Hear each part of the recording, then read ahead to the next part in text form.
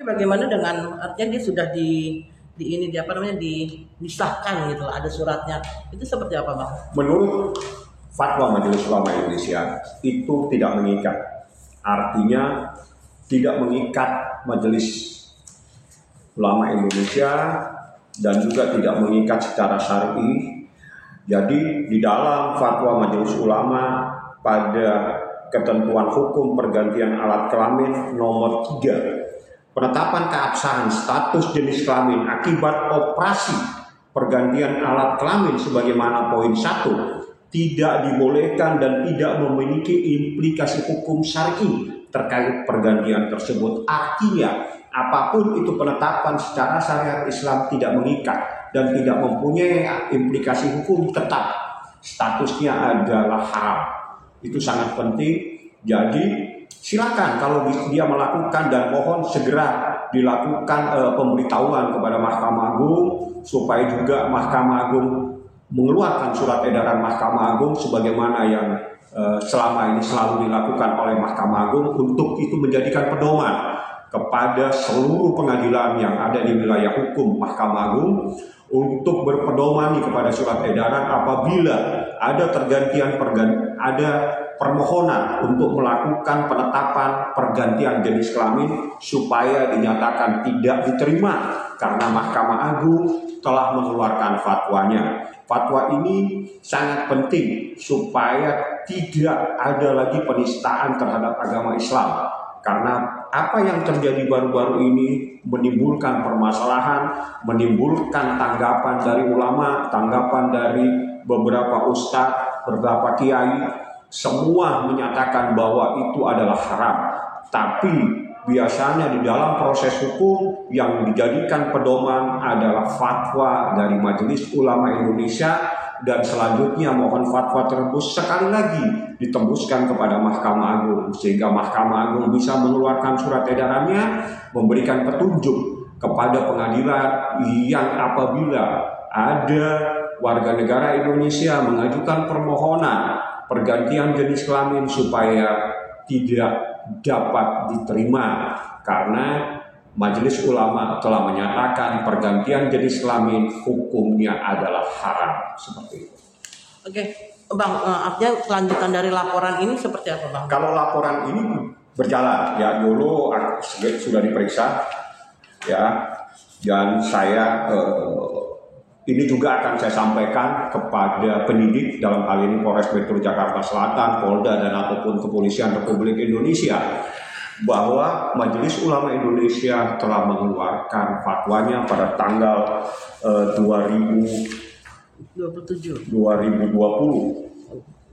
2010. Mohon maaf, tanggal 11 Sa'ban 1431 Hijriah, tanggal 27 Juli 2010 nomor 03 Munas 8 MUI 2010. Jadi itu bisa dijadikan pedoman untuk memproses adanya tindakan yang menodai agama Islam. Selanjutnya, siapapun yang terlibat, siapapun yang memfasilitasi adanya terlapor melakukan dugaan perbuatan penistaan agama supaya juga diproses. Artinya bukan hanya yang dilaporkan, tapi siapa yang memfasilitasi, siapa yang turut serta melakukan ataupun membantu melakukan, mohon juga untuk diproses, diberikan proses hukum sebagaimana yang diatur dalam KUHP. Seperti itu. Jadi fatwanya ada, fatwanya bisa dijadikan pegangan. Sekali lagi, fatwa itu nomornya 03/Munas 8/MUI/2010 tertanggal 13 Sa'ban 1431 Hijriah atau tanggal 27 Juli tahun 2010, seperti itu. Oke, Bang, kalau kejadian seperti ini sanksinya apa sih, Bang? Sanksinya ya tindak pidana penistaan agama itu dikejar. Seperti itu. Jadi ada ancamannya karena itu adalah bagian dari tindak pidana penodaan terhadap agama Islam, terhadap agama, ya. undang-undangnya seperti itu. Ya, karena ini adalah terkait agama Islam, maka pedomannya adalah kepada fatwa Majelis Ulama Indonesia, sekaligus bisa minta pendapat ahli untuk proses lebih lanjut. Karena tidak mungkin seseorang berangkat bisa sampai ke Mekah tanpa ada yang memfasilitasi. Jadi saya harapkan siapapun yang patut diduga membantu melakukan, turut serta membantu melakukan, mohon diproses sebagaimana hukum yang berlaku, seperti itu. Artinya bisa kena semuanya. Siapapun, karena pasalnya itu 55 itu adalah membantu, turut serta, dan bersama-sama. Jadi atau artinya siapa yang memfasilitasi dalam tindak pidana tersebut, dugaan tindak pidana tersebut, siapa yang membantu melakukan adanya dugaan tindak pidana tersebut, itu bisa diproses karena pasal itu ada diatur dalam KUH pidana. Saya pikir itu yang terpenting. Lebih lanjut saya mohon rekan-rekan bisa meminta kepada Majelis Ulama Indonesia segera mengeluarkan fatwanya. Saya mohon juga kepada Ketua MUI segera surat saya tertanggal 27 Desember dan sudah diterima di dalam ke Majelis Ulama Indonesia dalam proklamasi. Saya mohon segera keluarkan fatwanya yang lebih tegas, lebih spesifik terkait dengan pakaian bagi seseorang yang telah melakukan pergantian jenis kelamin. Sekali lagi, fatwa yang secara spesifik terkait dengan adanya atribut atau pakaian untuk melakukan ibadah baik haji umroh ataupun ibadah sholat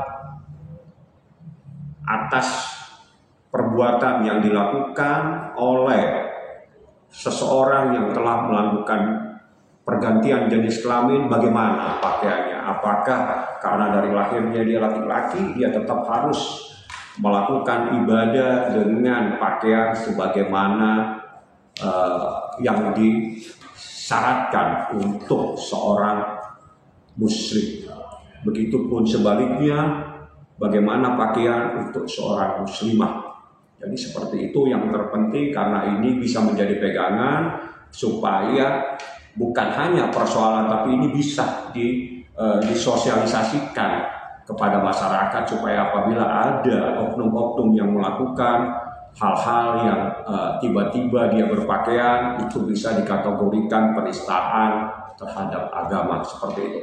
Artinya ini kasusnya kapan lagi berlanjut, Pak? Ini berlanjut, silakan cek di Polres Metro Jakarta Selatan, dan mungkin ada beberapa juga yang melakukan laporan, itu bagian yang tidak terpisahkan. Saya hanya memberikan tambahan yang bisa dijadikan pegangan dalam proses penyelidikan dan atau penyidikan, bahwa yakni adanya fatwa MUI nomor 03/Munas/8/MUI 2010 tertanggal 27 Juli 2010 itu bisa dijadikan pedoman oleh para penyelidik dan atau penyidik dalam memproses dugaan tindak pidana penodaan atau penistaan terhadap agama yang dilakukan oleh oknum tertentu, dan ini adalah bisa dijadikan pegangan karena secara tegas, saya ulangi, secara tegas di dalam fatwanya itu menyatakan, saya ulangi lagi, menyatakan pergantian alat kelamin, mengubah alat kelamin dari laki-laki menjadi perempuan atau sebaliknya yang dilakukan dengan sengaja, misalnya dengan operasi ganti kelamin, hukumnya haram.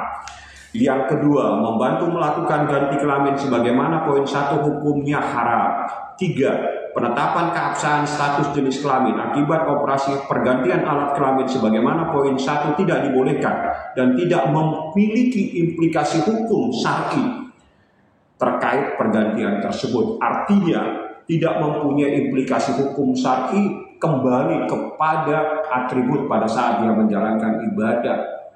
Baik ibadah sholat, berarti dia harus menggunakan atribut sebagai seorang. Kalau dia awalnya adalah laki-laki pada saat dia lahir, dia menggunakan pakaian sebagai seorang laki-laki. Jadi atribut untuk melakukan ibadah sholat. Begitupun ibadah umroh, begitupun haji. Jadi semua ibadah-ibadah Islam, syariatnya itu dikembalikan sesuai dengan kodratnya dia. Seperti itu. Yang kedua, kedudukan hukum jenis kelamin yang telah melakukan operasi ganti kelamin sebagaimana poin 1 adalah sama dengan jenis kelamin semula. Jadi kalau dia ini sudah fatwanya, kalau dulu dia laki-laki, maka pada saat dia melakukan pergantian jenis kelamin, dia kembali tetap dilakukan pada saat melakukan atribut atau melakukan ibadah, dia harus menggunakan busana sebagai seorang laki-laki. Dan dia kalau bisa sholat berjamaah, dia berjamaah pada saf seorang laki-laki. Seperti itu. Itu fatwanya, semoga ini bisa dijadikan pegangan. Saya punya fatwanya secara lengkap, ada di kantor saya.